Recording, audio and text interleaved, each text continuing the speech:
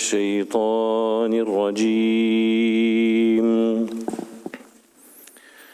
يا أيها الذين آمنوا اركعوا واسجدوا واعبدوا ربكم وافعلوا الخير لعلكم تفلحون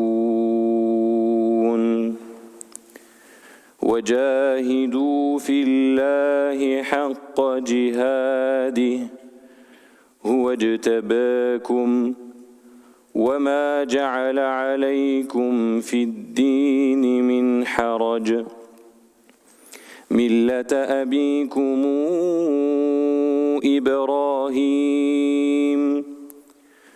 هو سماكم المسلمين من قبل وفي هذا ليكون الرسول شهيدا عليكم وتكونوا شهداء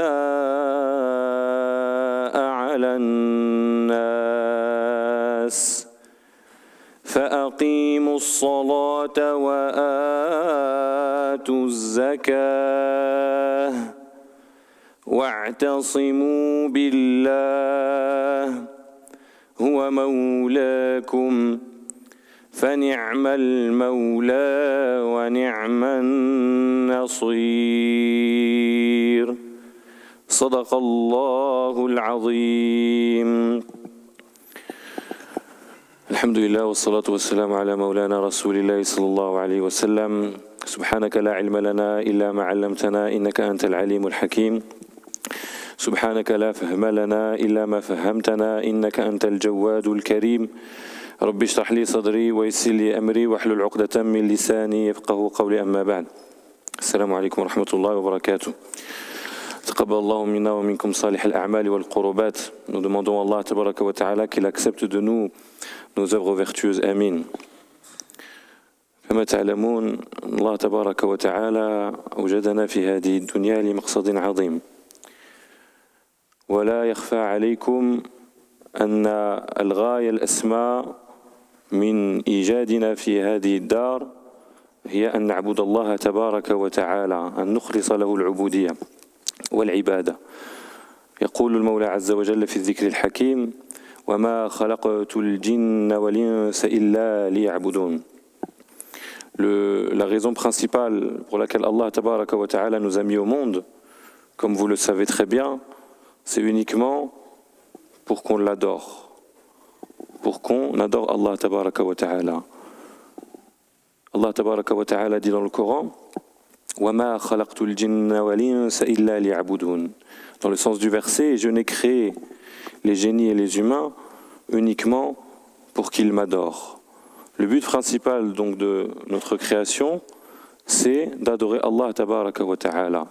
Pour adorer Allah tabaraka wa ta'ala, on doit suivre un ensemble de principes, donc suivre ce qui nous a été révélé par Allah tabaraka wa ta'ala, ainsi que les enseignements du prophète sallallahu alayhi wa sallam. Et la particularité de ces enseignements, ce soit ce qu'on trouve dans le Coran ou les enseignements du prophète Muhammad sallallahu alayhi wa sallam, c'est qu'ils sont tous basés sur ce qu'on appelle le juste milieu, al-wasatiyya. Donc parmi les particularités de notre religion, le fait qu'elle est basée sur al-wasatiyya ou al-i'tidal, sur le juste milieu. Allah tabaraka wa ta'ala cite clairement cela dans le Coran en disant: وَكَذَلِكَ جَعَلْنَاكُمْ أُمَّةً وَسَطًا. C'est ainsi que nous avons fait de vous la communauté du juste milieu, dans le sens du verset.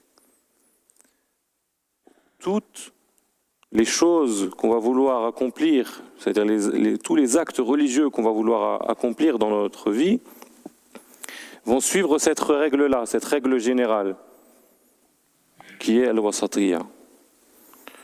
Et il en est de même pour notre sujet aujourd'hui.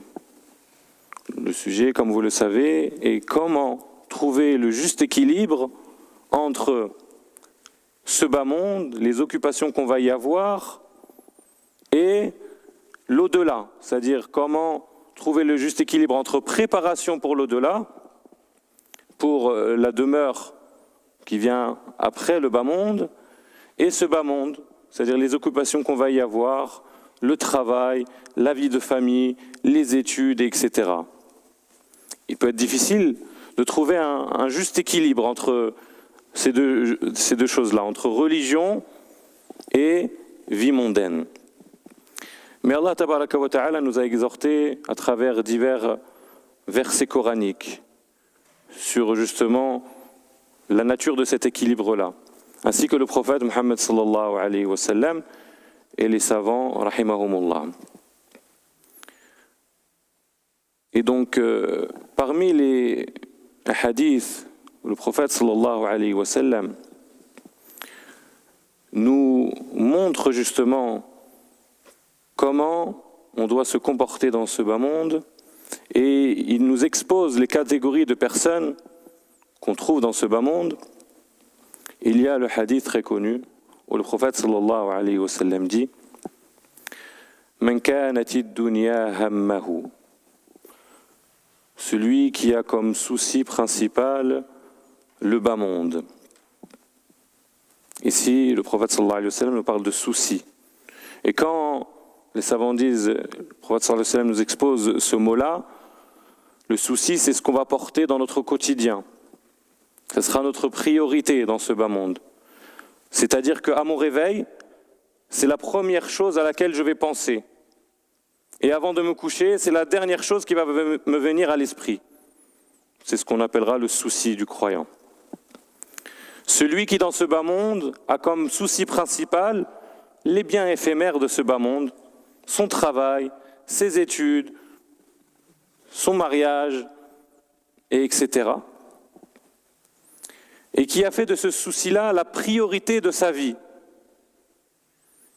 C'est-à-dire qu'il a délaissé des obligations religieuses à cause de ce souci-là, qui est venu justement prendre tellement de place dans sa vie qu'il a délaissé des obligations religieuses. Man kanatid dunya hammahu shattata Allahu shamlahu.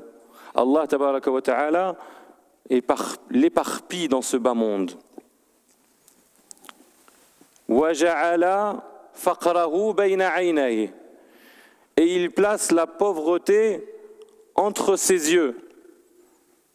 C'est-à-dire que cette personne qui va courir derrière les biens éphémères de ce bas monde, qui va en faire une priorité dans sa vie, dans son quotidien, va certainement amasser de l'argent, des biens, mais malgré cela, toute la richesse qu'il pourra emmagasiner durant sa vie, il ne sentira jamais une satiété, il ne ressentira jamais que ça y est, ça lui suffit. Il aura toujours le sentiment de pauvreté dans son cœur, entre ses yeux. Quand bien même il aura beau amasser les biens de ce bas monde, il ne sera jamais rassasié. وَلَمْ يَأْتِهِ مِنَ الدُّنْيَا إِلَّا مَا كُتِبَ لَهُ. Et malgré tous les efforts qu'il va mettre dans ce bas monde, malgré tous les efforts qu'il va mettre justement dans l'amassement des biens éphémères, il ne recevra uniquement ce que Allah tabaraka wa ta'ala lui avait déjà prescrit avant même sa naissance. C'est-à-dire qu'il aurait pu donner cette énergie-là dans d'autres choses qui sont encore plus importantes, ou alors au mieux trouver un juste équilibre. Et puis le prophète sallallahu alayhi wa sallam, sallallahu ala rasulillah, priez sur le prophète sallallahu alayhi wa sallam, il nous expose une deuxième catégorie de personnes. Ceux qui ont comme priorité, non pas ce bas monde, mais l'au-delà. Comme souci principal, l'au-delà. Quand on parle de l'au-delà, c'est-à-dire qu'ils font le nécessaire pour préparer leur demeure qui viendra après cette vie ici-bas. Et donc leur souci principal, c'est la satisfaction d'Allah. Leur souci principal, c'est comment, dans les actes du quotidien, ils vont réussir à gagner la satisfaction de Allah tabaraka wa ta'ala, l'agrément de Allah tabaraka wa ta'ala. Le prophète dit à leur sujet, sallallahu alayhi wa sallam, dans le sens du hadith, وَمَنْ كَانَتِ الْآخِرَةُ هَمَّهُ جَمَعَ اللَّهُ لَهُ أَمْرَهُ وَجَعَلَ غِنَاهُ فِي قَلْبِهِ. Allah tabaraka wa ta'ala lui facilite les choses dans lesquelles il va entreprendre. Et il va mettre dans son cœur ce qu'on appelle al-qana'a. Ça veut dire qu'il va se suffire à ce que Allah tabaraka wa ta'ala lui a donné. Il sera satisfait de sa situation. Il sera satisfait des biens que Allah tabaraka wa ta'ala lui a permis d'acquérir. Wal-qana'atu hiya aghna al-ghina. Man utiya al-qana'a faqad jama'a al-ghina kama yuqal. Celui à qui Allah tabaraka wa ta'ala a donné al-qana'a, c'est-à-dire qu'il se suffit à ce que Allah tabaraka wa ta'ala lui a donné, il a réussi à gagner toute la richesse de ce bas monde. Pourquoi? Parce que ce que Allah va lui donner, ce que Allah va lui permettre de gagner dans sa vie ici-bas, ça lui suffira. Et il sera satisfait de l'état dans lequel il vit. وَجَعَلَ غِنَاهُ فِي قَلْبِهِ ثُمَّ قَالَ صلى الله عليه وسلم وَأَتَتْهُ الدُّنْيَا وهي راغبة وفي رواية وأتته الدنيا وهي راغمة، أي أن الدنيا تتبعه رغم أنه لا ينشغل بها. ديك الدنيا اللي كيهرب منها، اللي ما مسوقش ليها، اللي كيفضل عليها الآخرة، تابعاه كتجي حتى لعنده الأرزاق ديالو كيوصلوه ما كتبه الله له من الأرزاق في هذه الدار كيوصلوا. ويقول النبي صلى الله عليه وسلم أيضا في معنى الحديث إن جبريل كتب في روعي أن نفسا لن تموت حتى تستكمل أجلها، حتى تستكمل رزقها، لن تبلغ الأجل حتى يوصلوا الرزق ديالو كامل ما كتبه الله له. فيظهر لنا هنا الفرق بين هاد جوج ديال الأنواع، جوج الأصناف ديال الناس. واحد منشغل بالدنيا وجعل همه وشغله الشاغل الدنيا. وهل نقول يعني أن ما خصناش نتبعوا الدنيا، ما خصناش نشتغلوا، ما خصناش نخدموا، ما خصناش نتفرغوا للدراسة؟ لا، نقول أن ما خصش الدنيا تكون هي الهم ديالنا الأكبر، تكون هي الغاية الأسمى، تكون هي أول حاجة كنبغيوها. بل طلب منا أن نشتغل، وطلب منا الدراسة، وطلب منا قضاء الأغراض، وطلب منا يعني كل ما يدور حولنا في حياتنا في يومنا بصفة عامة، ولكن دون إفراط ولا تفريط. وأما النوع الثاني من الناس فهو من جعل شغله الشاغل الآخرة، ومع ذلك فاز بهمه الأكبر كما فاز بالدنيا. Et donc on voit ici que le prophète sallallahu alayhi wa sallam nous expose deux catégories de personnes.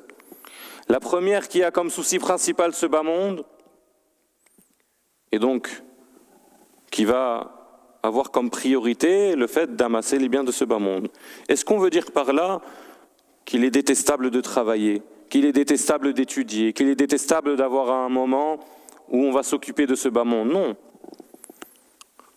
Mais ce qui est détestable pour le croyant, c'est qu'il donne tellement de temps pour ce bas monde qu'il n'ait plus de temps pour l'au-delà, pour préparer sa demeure éternelle.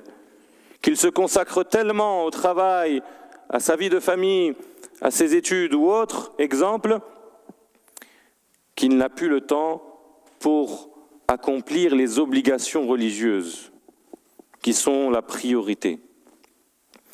Et la deuxième catégorie que le prophète sallallahu alayhi wa sallam cite ici dans le hadith, celle qui est gagnante, celle qui a comme souci principal l'au-delà, al-akhira, mais qui en même temps œuvre pour ce bas monde. Et Allah tabaraka wa ta'ala facilite à cette personne-là par le fait que le bas monde ne va cesser de le suivre. Le bas monde, les biens qui te sont écrits, prédestinés dans ce bas monde, vont t'arriver. Tu recevras tout ce qui t'a été prédestiné. Et les savants, ils citent justement un exemple, mais c'est également un hadith qui est rapporté du prophète sallallahu alayhi wa sallam, que la subsistance de l'être humain va te suivre comme la mort va te suivre également. C'est-à-dire on peut échapper de la mort. Est-ce que l'un de nous peut échapper de sa fin? Combien même on va vouloir faire adopter tous les moyens, tous les médicaments, tous les sérums pour pouvoir, c'est-à-dire allonger notre vie ou autre, la mort nous touchera un jour ou l'autre, quand Allah tabaraka wa ta'ala le voudra. Les savants disent que c'est la même chose pour la subsistance de l'être humain. Tu recevras tout ce que Allah tabaraka wa ta'ala t'a déjà prédestiné. Et les savants justement racontent une histoire afin de comprendre l'ibra, ce sens. Et ils disent qu'il y avait un jour un élève ainsi que son cheikh qui se trouvait près d'un puits. Et l'élève voulait boire de ce puits-là, donc ils ont tiré l'eau. Et pendant qu'il faisait cela, l'élève est tombé dans le puits. Mais ils ont réussi à le remonter du puits, il n'était pas mort. Puis il a bu l'eau qu'ils ont tirée et il est tombé à nouveau. Et après cela, il est décédé. Ils disent que, bien sûr ce n'est pas une histoire vraie, mais c'est une histoire pour nous amener justement l'image de la subsistance. Cette personne-là, Allah tabaraka wa ta'ala lui avait écrit qu'il lui restait dans sa vie un verre d'eau à boire. Donc il était impossible pour cette personne-là de quitter ce bas monde tant qu'elle n'a pas reçu sa subsistance dans son entièreté.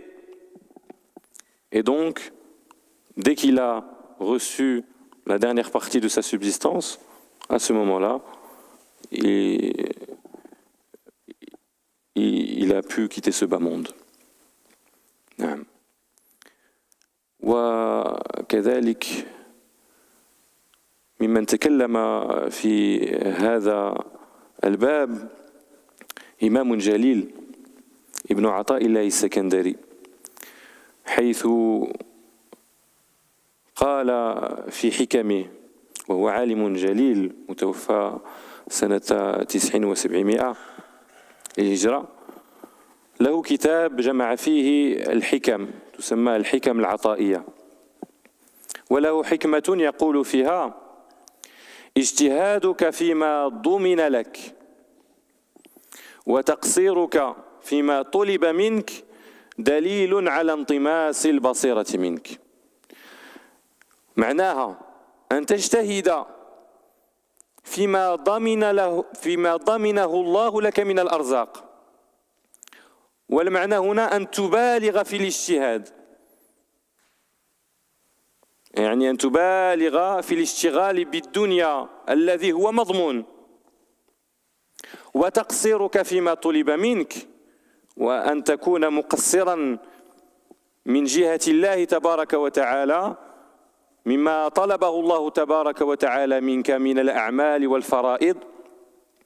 هذا دليل على ماذا؟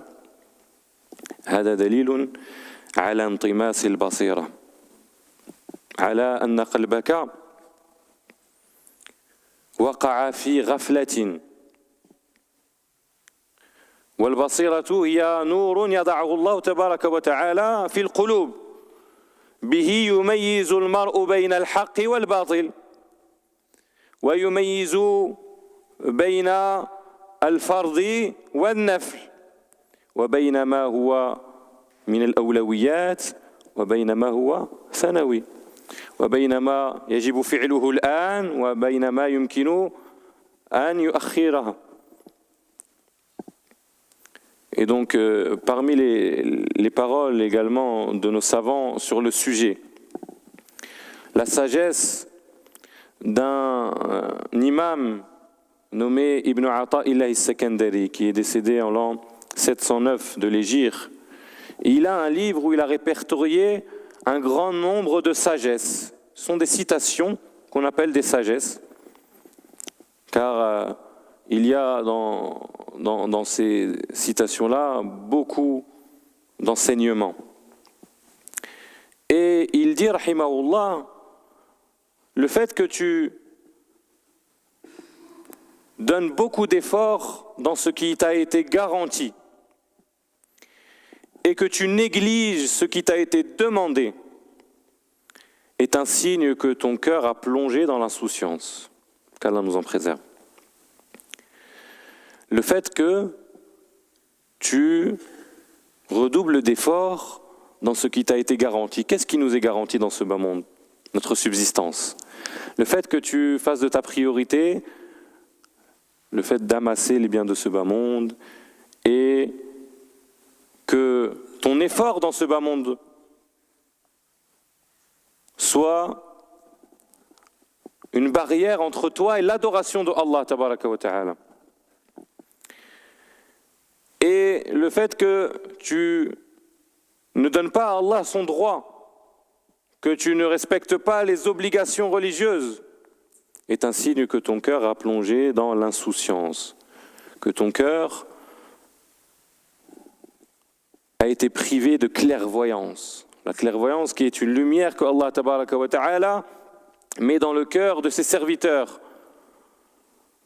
Par le biais de cette clairvoyance, on peut justement différencier entre le bien et le mal, entre le vrai et le faux, entre ce qui est une priorité et entre ce qui est secondaire. Et grâce à ce hadith, mais notamment à cette sagesse d'Ibn Ata'illah al-Sakandari, on voit que le fait de se consacrer uniquement à ce bas monde, c'est quelque chose de déconseillé. Mais également le fait de croire que la religion, c'est le fait de s'enfermer dans un mode de vie, dans un ascétisme, les deux manières de penser sont fausses et donc ne sont pas un mode de vie à adapter pour le croyant. Mais encore ici, le mode de vie que doit adapter le musulman et la musulmane dans leur quotidien, c'est un mode de vie qui vient entre ces deux, là, qui ont été exposés par le prophète sallallahu alayhi wa sallam. Le mode du juste milieu. C'est le fait de donner le droit à chaque chose. Donner le droit à son Seigneur, donner le droit à sa propre personne et donner le droit aux gens qui nous entourent, à la dunya, en d'autres termes.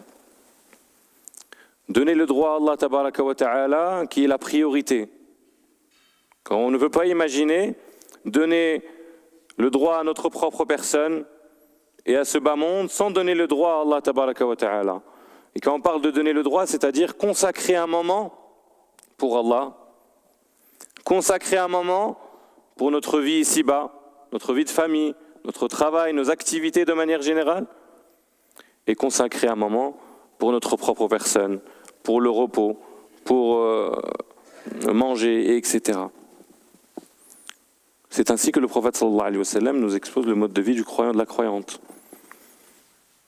Il est ni consacré uniquement à l'amassement des biens de ce bas monde, ni uniquement dans l'adoration et donc coupé de ce bas monde.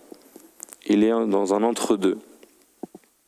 Il donne le droit à sa propre personne, il donne le droit à sa religion, à Allah tabaraka wa ta'ala dans sa pratique, et il donne les droits aux gens qui l'entourent, à sa famille,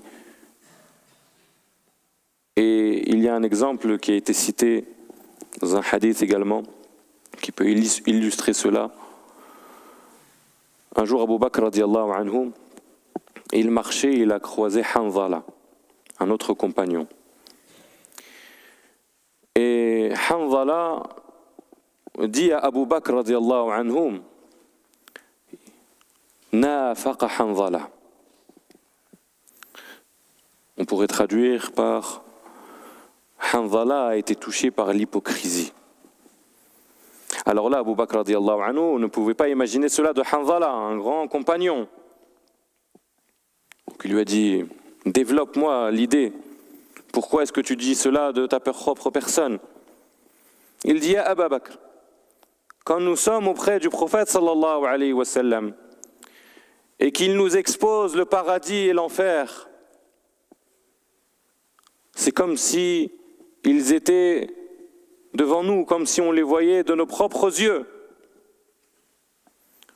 À ce moment-là, nous sommes, c'est-à-dire dans un niveau spirituel qui est haut. Mais quand nous rentrons chez nous et qu'on rencontre nos épouses, nos enfants et nos occupations, on retombe dans l'insouciance. On n'est plus dans le même état d'éveil, dans le même état de spiritualité que lorsqu'on est avec le prophète sallallahu alayhi wa sallam. Alors là, Abu Bakr radiallahu anhu, il dit à Hanzala, je suis dans le même état que toi. Est-ce que cela est normal? Alors ils vont aller voir le médecin des cœurs, Tabib al-Qulub sallallahu alayhi wa sallam. Ils vont aller lui exposer justement cette situation-là. Et Hanzala raconte la même chose qu'il a raconté à Abu Bakr radiallahu anhu au prophète sallallahu alayhi wa sallam. Et le prophète sallallahu alayhi wa sallam, il dit, Ya Hanzala, si vous restiez dans le même état spirituel que lorsque vous êtes avec moi en ma compagnie, les anges vous serreraient la main, c'est-à-dire tellement vous serez dans un niveau spirituel haut. Mais il y a un temps pour chaque chose. Il y a un temps qu'on consacre à Allah Azza wa Jal, à sa spiritualité, à la purification de son âme. Un temps pour sa vie mondaine, pour les occupations, pour les obligations de ce bas monde. Et un temps pour sa famille, ses proches, ses enfants. Walakin sa'a wa sa'a. Il y a un temps pour chaque chose. C'est pour cela que le croyant doit faire en sorte de trouver le juste équilibre entre chacune de ces choses-là. Et cet équilibre-là, on peut l'avoir et on ne pourra l'acquérir uniquement si on arrive à établir dans notre quotidien un programme avec une certaine rigueur.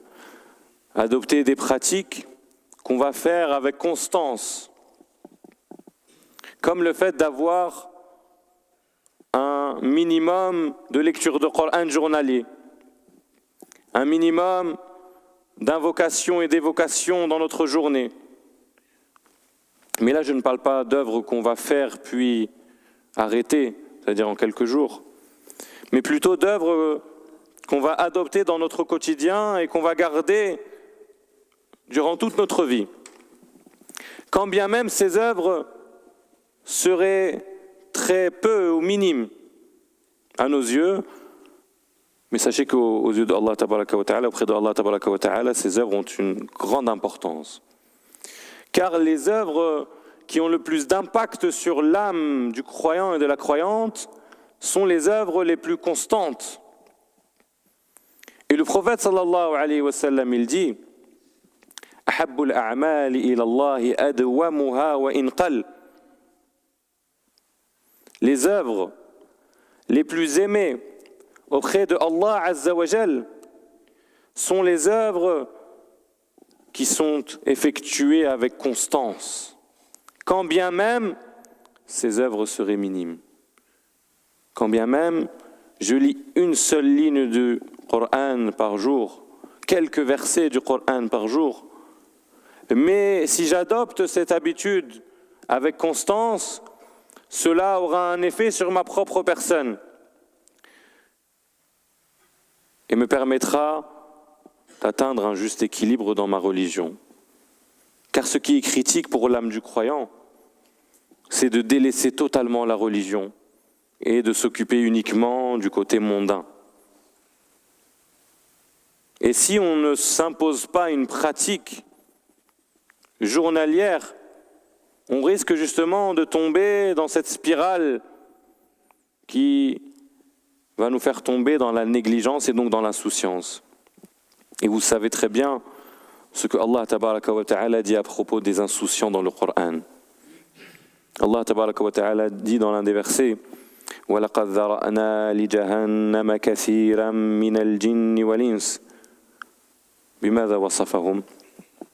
لهم قلوب لا يفقهون بها أي قلوب لا نور فيها قلوب ماتت بسبب غفلتها قلوب ذهب عنها البصيرة فصارت جافة لهم قلوب لا يفقهون بها ولهم أعين لا يبصرون بها. هذه العين كاينة موجودة كتشوف ولكن لا ترى بنور البصيرة وإنما ترى بالبصر فقط. ولهم أعين لا يبصرون بها ولهم آذان لا يسمعون بها أي أن الحديث والوعظ سواء من الوعد والوعيد لا يؤثر فيهم لأن لهم آذان لا يسمعون بها هم يسمعون ما تقول ولكن لا يؤثر في قلوبهم كلامك هذا أو نصيحتك أو كلام النبي صلى الله عليه وسلم أو كلام الله عز وجل لا يؤثر فيهم. لماذا؟ لأنهم وقعوا في هذا الداء الذي هو الغفلة. ويقول في آيات أخرى كلا بران على قلوبهم ما كانوا يكسبون أي بسبب ما كانوا يفعلون شنو وقع لهم؟ واحد الغشاوة على القلب ديالهم الران بحال واحد خامية على القلب ديالهم واحد الغشاء غطى قلوبهم فما بقوش كيميزوا بين الحق والباطل بين الخير والشر بين ما يجب أن يقوموا به في الحين أو ما يجب أن يؤخروه. Allah tabaraka wa ta'ala il nous expose justement la réalité de ceux qui sont tombés dans l'insouciance et donc qui n'ont pas su trouver le juste équilibre dans ce bas monde.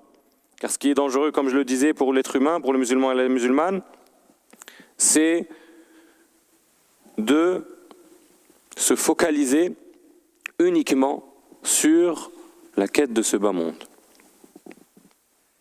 Et oublier par cela l'au-delà.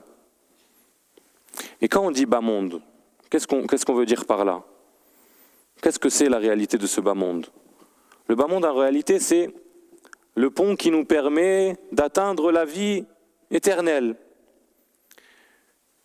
Et ce qui nous est demandé de faire avec les biens de ce bas monde ou le matériel de manière générale, c'est d'en faire un moyen pour pouvoir être élevé dans l'au-delà, pour pouvoir atteindre les hauts degrés de l'au-delà.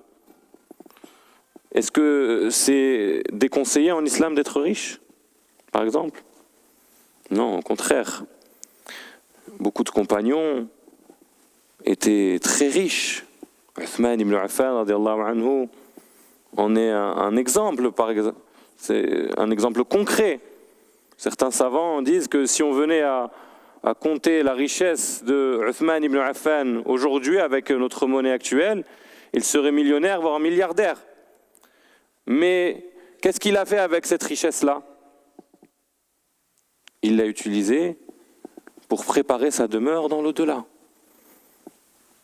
Et sa richesse ne l'a pas empêché d'être parmi les plus nobles des compagnons, ridwanullahi alayhim, et d'être l'un des 4 califes de l'islam, radiyallahu anhu wa radiya ani sahabati ajma'in. Et donc, ce qui est dangereux, c'est de s'oublier dans ce bas monde et d'oublier par cela la raison pour laquelle Allah tabaraka wa ta'ala nous y a créés. Et c'est pour ça qu'Allah tabaraka wa ta'ala, quand il expose la réalité de ceux qui sont insouciants dans ce bas monde, il dit azza wa jal dans certains versets du Coran: وَلَقَدْ ذَرْأَنَا لِجَهَنَّمَ كَثِيرًا مِنَ الْجِنِّ وَالْإِنسِ. Et nous avons destiné à la géhenne, à l'enfer, un grand nombre des génies et des humains. Quelle est leur particularité? Pourquoi est-ce qu'ils ont été destinés à l'enfer? لَهُمْ قُلُوبٌ لَا يَفْقَهُونَ بِهَا. Ils ont des cœurs, mais ils n'arrivent pas à percevoir, c'est-à-dire ils n'ont pas de clairvoyance, ils n'arrivent pas à percevoir le bien du mal. Ils n'arrivent pas à prendre conscience des priorités de ce bas monde. لَهُمْ قُلُوبٌ لَا يَفْقَهُونَ بِهَا وَلَهُمْ أَعْيُنٌ لَا يُبْصِرُونَ بِهَا. Ils ont des yeux, mais encore une fois, ils n'ont pas de clairvoyance. Ils n'arrivent pas à voir la réalité des choses. وَلَهُمْ آذَانٌ لَا يَسْمَعُونَ بِهَا. Ils ont des oreilles, mais ils n'entendent rien avec. Également, quand ils vont écouter des exhortations, les paroles de Allah, les paroles de son messager sallallahu alayhi wa sallam, cela n'aura aucun effet sur leur personne, n'aura aucun effet sur leur cœur.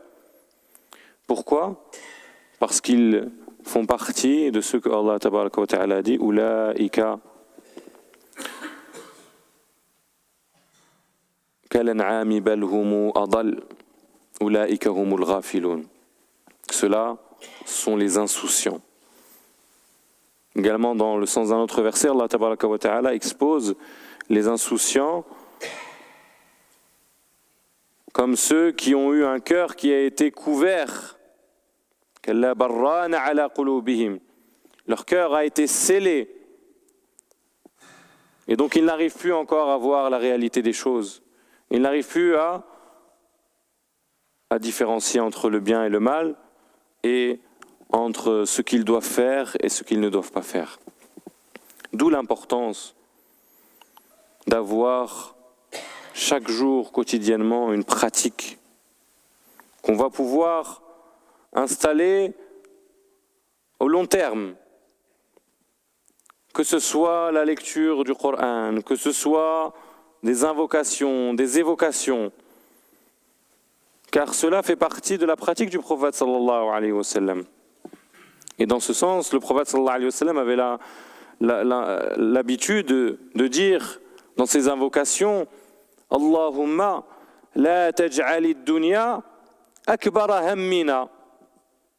Il avait l'habitude de demander à Allah: oh Allah, ne fais pas de ce bas monde notre souci principal, notre plus grand souci.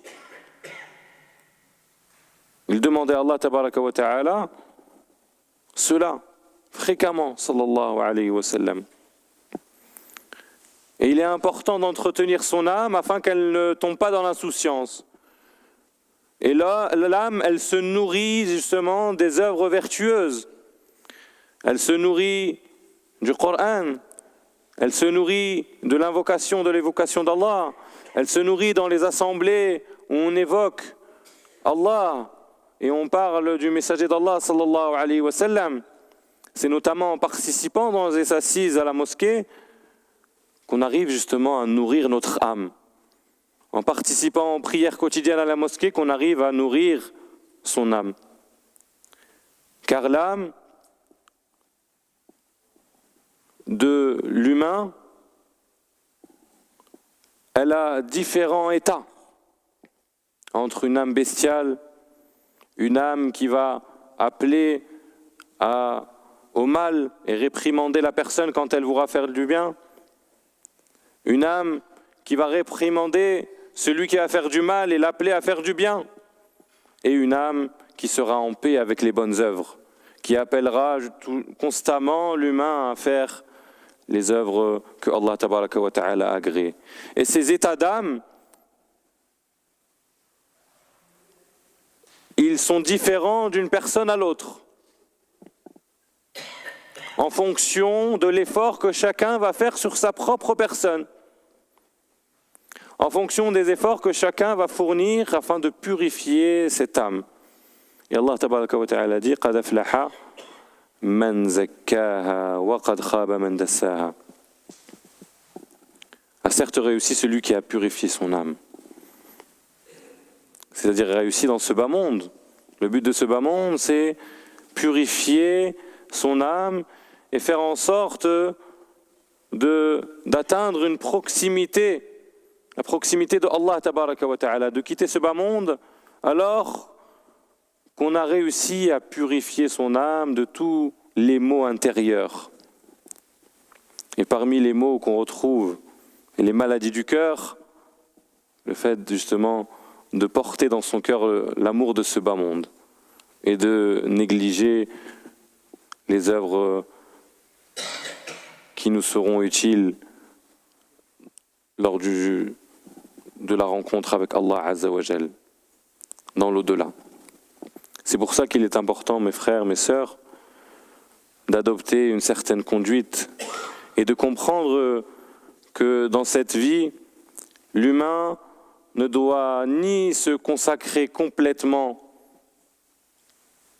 à dunya, ni se priver de ce qui s'y trouve, mais trouver un juste milieu dans sa pratique, un juste milieu dans son comportement, dans son quotidien, afin de pouvoir justement espérer être parmi ceux que le prophète sallallahu alayhi wa sallam a cités dans le hadith. Et Allah tabaraka wa ta'ala dit dans le Coran: Man kana yuridu hartha al-akhirati nazid lahu fi harthi.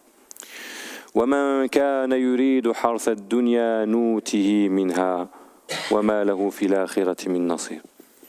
Donc Allah tabaraka wa ta'ala dit dans le sens du verset: celui qui veut labourer pour l'au-delà, kana yuridu hartha al-akhirati nazid lahu fi harthi. Nous lui ajoutons, nous lui facilitons justement la préparation à l'au-delà, dans le sens du verset. وَمَنْ كَانَ يُرِيدُ حَرْثَ الدُّنْيَا, celui qui veut labourer pour ce bas monde, c'est-à-dire faire en sorte de s'occuper activement uniquement pour ce bas monde, tout en négligeant l'au-delà, nous lui donnerons également les biens de ce bas monde. Mais ils ne lui seront, le jour de la rétribution, d'aucune utilité.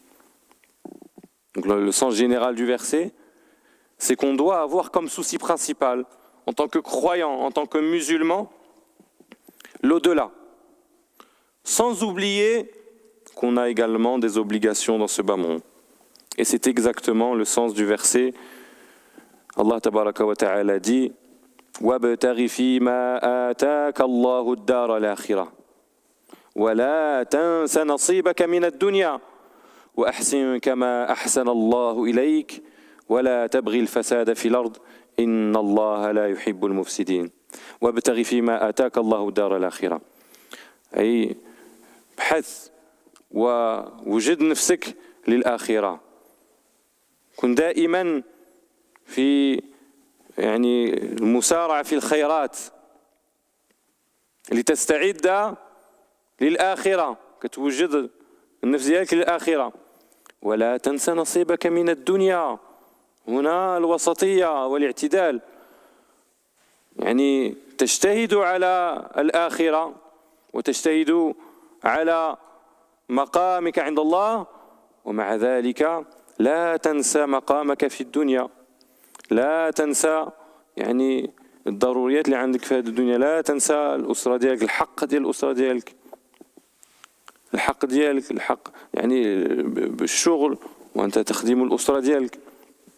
إلى غير ذلك من الأمور ولا تنس نصيبك من الدنيا وأحسن كما أحسن الله إليك ولا تبغي الفساد في الأرض لا تكن من المفسدين وضعك الله تبارك وتعالى في هذه الدار للإصلاح لإقامة العدل للإعمار إن الله لا يحب المفسدين. Fais en sorte de préparer ta demeure de l'au-delà. Mais n'oublie pas la demeure de ce bas monde. Prépare le plus possible ta demeure finale. Ta demeure auprès de Allah Azza wa Jal. Mais cela ne veut pas dire que tu dois délaisser le bas monde. Cela ne veut pas dire que tu dois délaisser ta vie de famille, ton travail, etc. Bien au contraire, toujours trouver le juste milieu. C'est ce juste milieu qu'on retrouvera toujours dans tous les enseignements du Coran al-Karim, ainsi que dans les enseignements du prophète Mohammed sallallahu alayhi wa sallam. Et on doit faire en sorte d'adopter cela, et d'en faire notre mode de vie. Le prophète sallallahu alayhi wa sallam était toujours dans sa pratique, dans le juste milieu, il faisait en sorte justement de rester dans cette conduite-là. Et un dernier exemple avant de clôturer. À votre avis, les compagnons ridwanullah alayhim, quel était leur quotidien? Leur activité majeure? Peut-être que dans notre imaginaire, ce qu'on imagine ou ce qu'on pense des compagnons, c'est que c'était des hommes qui étaient constamment dans des assises de science auprès du prophète sallallahu alayhi wa sallam et qui n'avaient pas d'activité mondaine, pas de travail, pas de commerce, etc. Alors que bien au contraire, les compagnons, ridwanullah alayhim, ils étaient actifs dans leur vie et cela ne les empêchait pas également d'être actifs dans la religion, de soutenir le prophète sallallahu alayhi wa sallam. Et le meilleur exemple qui nous a été rapporté, parmi tant d'exemples, il y a l'exemple de Omar ibn al-Khattab radiyallahu anhu et de son voisin. Omar ibn al-Khattab et son voisin, ils se sont mis d'accord pour, à tour de rôle, assister aux assises du prophète Mohammed sallallahu alayhi wa sallam. Un jour, le voisin de Omar allait assister auprès du prophète sallallahu alayhi wa sallam, tandis que Omar radiyallahu anhu allait travailler, allait vaquer à ses occupations. Et le deuxième jour, c'est Omar radiyallahu anhu qui partait auprès du prophète sallallahu alayhi wa sallam et son voisin qui allait travailler et donc s'occuper de ses obligations. Et à chaque jour où Omar allait voir le prophète sallallahu alayhi wa sallam, il rapportait tout à son voisin afin de ne rien rater de ce qui s'est passé dans l'assemblée du prophète sallallahu alayhi wa sallam. Et de même, le voisin rapportait tout ce qui a été dit en présence du prophète sallallahu alayhi wa sallam à Omar. Et c'est ainsi qu'ils s'entraidaient dans le bien.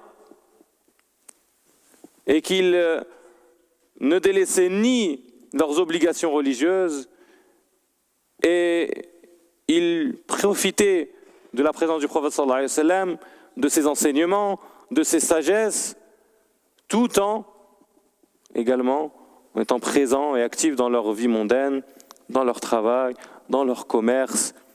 Le voisin de Omar ibn al-Khattab radiyallahu anhu, qui lui s'occupait justement il avait un champ et il s'occupait justement d'arroser ce champ, de cultiver dans ce champ, tandis que Omar radiyallahu anhu allait auprès du prophète sallallahu alayhi wa sallam, étudier auprès du prophète sallallahu alayhi wa sallam. Et ça, c'est un exemple qui est clair pour chacun et chacune d'entre nous. L'équilibre entre le bas monde et l'au-delà, il doit être présent dans notre quotidien et aucun côté ne doit être plus lourd que l'autre, même si la priorité reste toujours les ordres de Allah Azza wa Jal. Mais je dois donner un droit à ma religion, un droit à ma personne et un droit également à ma famille, à ceux qui m'entourent. Et l'excès dans l'adoration, c'est quelque chose qui est détestable. On a l'exemple de 3 personnes qui sont venues pour s'intéresser à la conduite qu'avait le prophète sallallahu alayhi wa sallam. Et il est rapporté dans le sens du hadith كأنهم تقالوها, comme s'ils ont trouvé que le prophète sallallahu alayhi wa sallam ne faisait pas assez. Comme s'ils ont trouvé que ce que faisait le prophète sallallahu alayhi wa sallam était trop peu à leurs yeux. Alors l'un dit, quant à moi, je vais jeûner et je ne vais jamais rompre le jeûne. C'est-à-dire qu'il va jeûner tous les jours. L'autre a dit, ama ana fala atazawwaju an-nisa. Je ne me marierai pas. Et le troisième, نعم الشيخ نعم أقوم ولا أنام جزاك الله خيرا. Donc il y a la première personne qui a dit, tandis que moi, quant à moi, je vais jeûner et je ne romprai jamais le jeûne. La deuxième personne, je vais veiller la nuit et je ne dormirai pas. Et la troisième personne, quant à moi, je ne me marierai pas. Je fais vœu de chasteté. C'est-à-dire qu'ils ont été dans une pratique extrême. Pour eux, peut-être, c'était l'image de la religion. Qu'il fallait délaisser complètement les plaisirs mondains, ses occupations mondaines, et donner tout pour la religion. Cela vient d'une bonne intention, mais ce n'est pas ce que le prophète sallallahu alayhi wa sallam veut de notre pratique. Et donc il n'a pas approuvé la pratique de ces trois personnes-là. Il a dit, quant à moi, je jeûne et je romps le jeûne.